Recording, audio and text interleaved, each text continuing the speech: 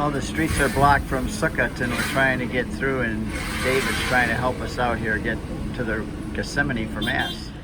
Because of the road blockages for the Jewish holiday, we had to go an unbelievably circuitous route around the Mount of Olives and back from the backside. Everything was blocked, but we did get there on time.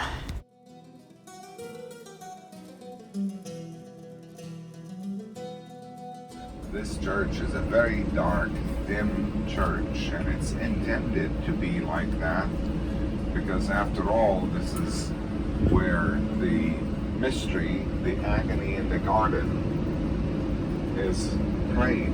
This is where, agony is always related to darkness and dimness, and so Berluzzi designed it to be a very dark, dim church. And you walk in there, and you'll see that big rock in the floor in front of the altar on which you want to lay your rosaries during Mass, or your cross, or whatever religious item that you are holding with you. And that's the rock where he sweat blood. That's the rock where he prayed.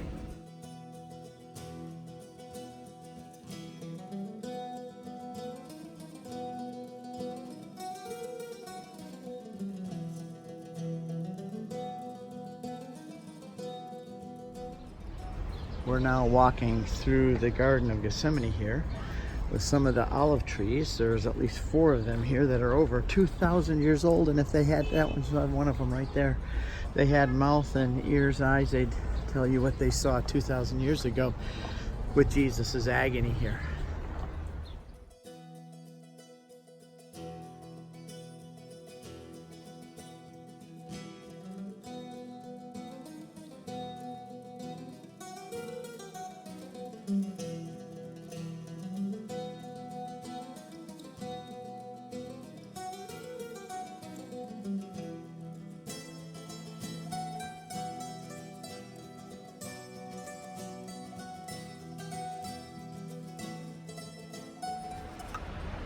We're here at the Church of Gethsemane for Mass. We're standing, or sitting I should say, we're sitting around the stone where Jesus sweat drops of blood.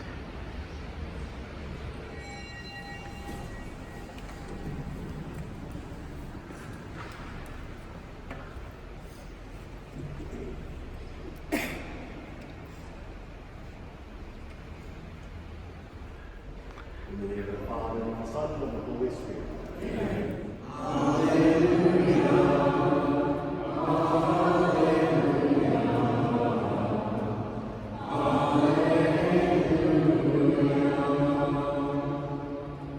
The Lord be with you. And with your spirit. A reading from the Holy Gospel according to Matthew. Then Jesus came with them to this place called Gethsemane. And he said to his disciples, "Sit here while I go over there and pray." Then he returned to his disciples and said to them, "Are you still sleeping and taking your rest? Behold, the hour is at hand, and the Son of Man is to be handed over to sinners. Get up, let us go. Look, my betrayer is at hand." The Gospel of the Lord. Praise to you, Lord Jesus Christ.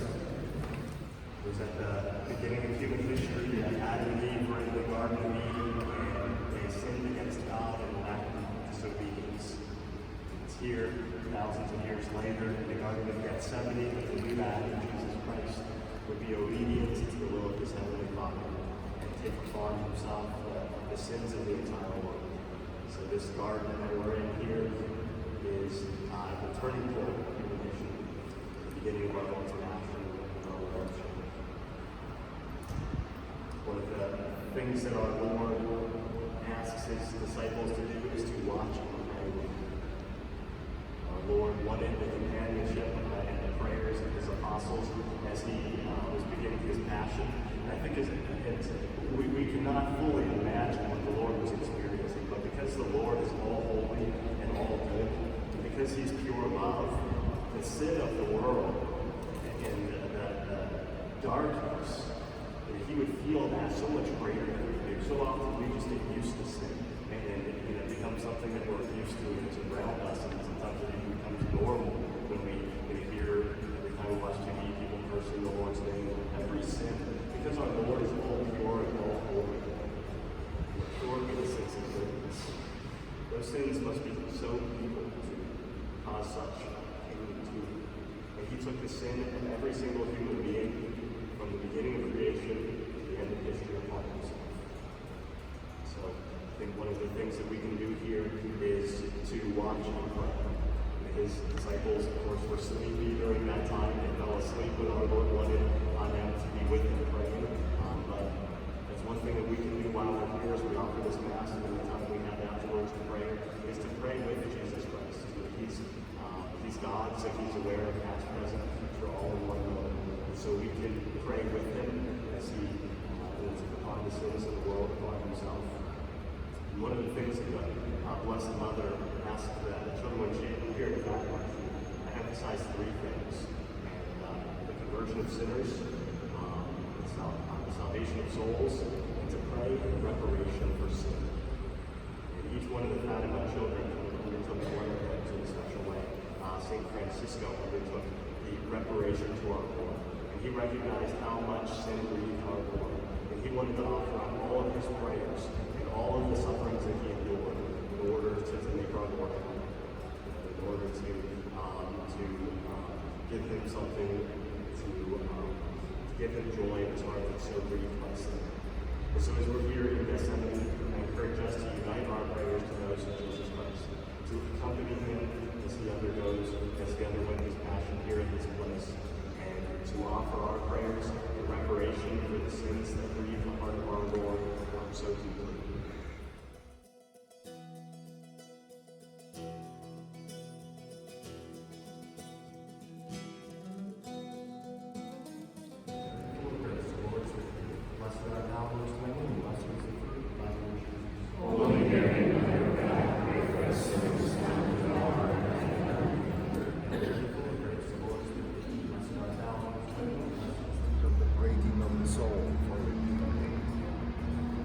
If anything, it's just something to help us reflect on the emotional agony that he was going through.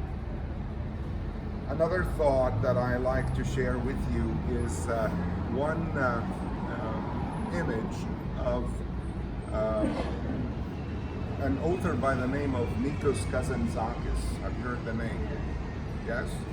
He is the author of Passion of Christ, Zorba the Greek, if you recall. And there is one passage where he creates a very powerful image where he tries to describe the agony of our Lord as follows. He says that oysters produce what? Pearls. And pearls is a sickness. It's a disease, actually. It's a little bit of dirt or sand that comes in the shell, and it is so painful to the oyster, but the oyster has no way of getting rid of that speck of sand.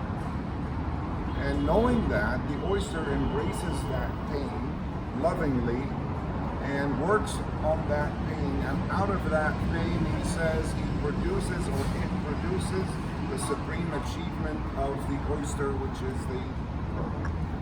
And he says then, in the same manner, Jesus embraces that pain lovingly and works on that pain, and out of that pain he produces the supreme achievement, which is the human salvation.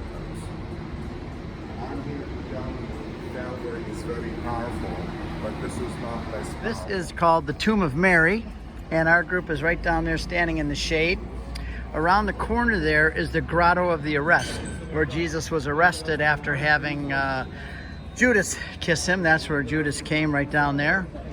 And so we'll see that, and we're going to go down underground. This is called the Tomb of Mary, or the Church of the Assumption.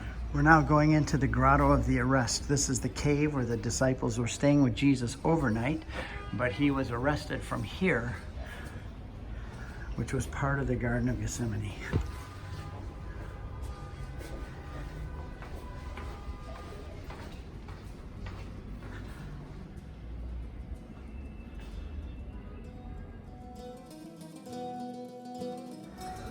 down under the ground to the tomb of Mary. It sounds like they're having a liturgy here, the Greek Orthodox.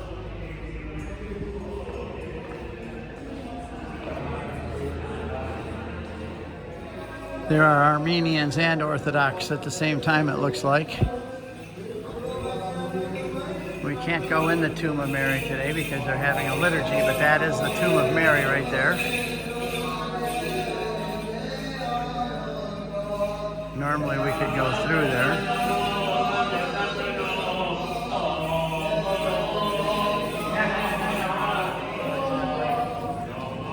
I think you have Greek Orthodox and Armenian going at the same time, contradicting. Behind us is Mass, because I see So Mary was buried right in there. There's a stone slab where she was laid, and then 8 days later she was taken up into heaven. As we come down the stairs on the left is a old tradition. It's the tomb of St. Joseph, but pious tradition is that he was assumed into heaven also. And on this side is the grave of Joachim. So you have the two men very important to Mary, Joachim, her father, and Joseph, her husband. And now we're all leaving and heading back to the bus.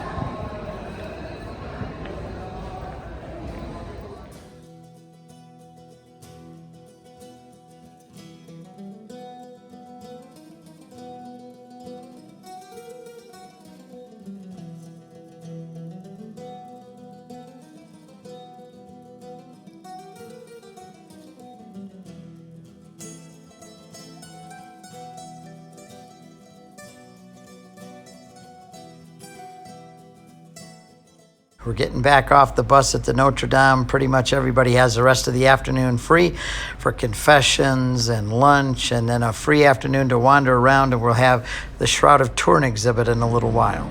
So we're back at the Notre Dame Center, and people have the rest of the day free. Some are going to confession. We're going to all have lunch together here at 12. People are going to the Western Wall. They're going to go out exploring. Everybody's having lunch, but Janet is helping everyone figure things out on the map, where to go and what to do this afternoon. She's the navigator, so have a good time. There's the city of Jerusalem.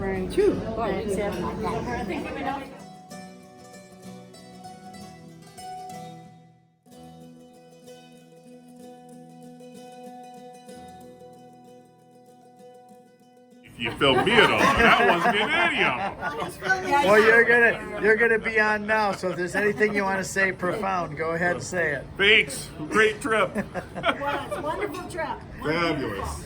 And look where we are. It's a free Beautiful afternoon. The best trip ever with the best people. Well, thank you. We really enjoyed all of you too. And here we are having a drink looking out over Jerusalem. Look at that. Everybody's got the afternoon free. There's a whole bunch of people over there and over there and over there. But it's a great time. It was. It's Thank been you, fabulous. Stephen. Yes, Thank you thank you so enough. much.